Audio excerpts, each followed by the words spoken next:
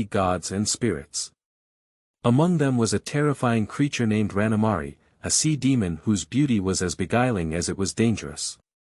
She lived beneath the waves, in a realm far below the coral reefs, her home a palace made of pearls and darkened shells.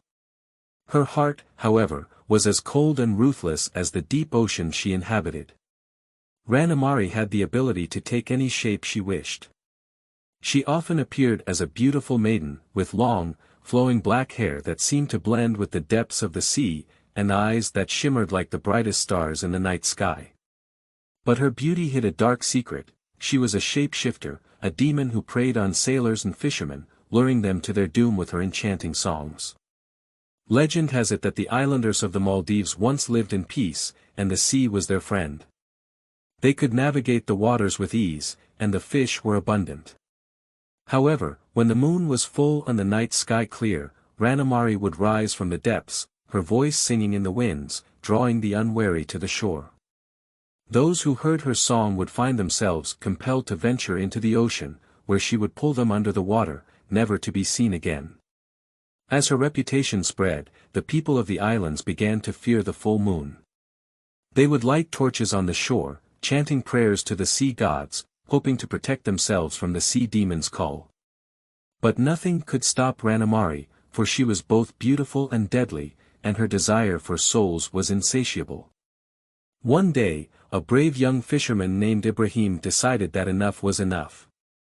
He was determined to put an end to Rannamaari's reign of terror. Ibrahim was known throughout the islands for his courage, and he had heard the stories of the sea demon's beauty and evil.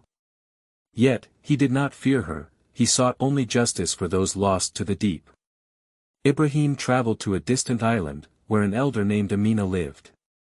She was wise in the ways of the old spirits, and it was said she knew how to defeat even the most powerful of sea demons. After hearing his plea, Amina told Ibrahim that the only way to stop Rannamaari was to capture her essence in a sacred conch shell, known as the kurumba. The conch, blessed by the gods, could contain the demon's spirit and prevent her from ever rising again. Armed with the kurumba, Ibrahim set out on his journey to face the demon. As the full moon rose high in the sky, he sailed alone into the heart of the ocean, the boat rocking gently on the waves. The night was eerily silent, and soon, Ibrahim heard it, the haunting, melodic song of Rannamaari, carried on the wind. Her voice was as sweet as honey, but it held a terrible power that made the hairs on his neck stand on end. But Ibrahim, his heart steady, did not succumb to her call. Instead, he rowed his boat toward the sound of her song, determined to face the demon. As he approached, Rannamaari emerged from the water, her form shimmering like moonlight on the ocean. She smiled at Ibrahim, her eyes glowing like dark jewels. "Why do you come, mortal?" she asked, her voice like the soft crashing of waves. "Do you not fear me?" Ibrahim did not answer, but instead raised the sacred conch shell high above his head. He chanted the prayer Amina had taught him, and as he spoke the ancient words, the conch began to glow with a golden light. Enraged, Rannamaari let out a terrible scream, her beautiful form twisting into a monstrous shape, her teeth sharp as coral, her claws reaching for Ibrahim. But it was too late. The conch, filled with the power of the sea gods, began to absorb her essence. With a final roar, Rannamaari was sucked into the conch, vanishing into the depths of the shell.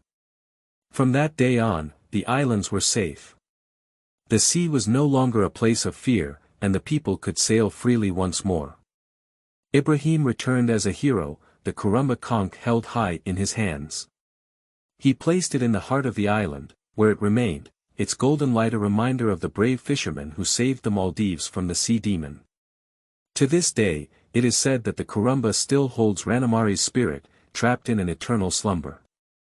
On quiet, moonlit nights, the elders warn children not to wander too far into the sea, for the demon's song is still carried on the wind.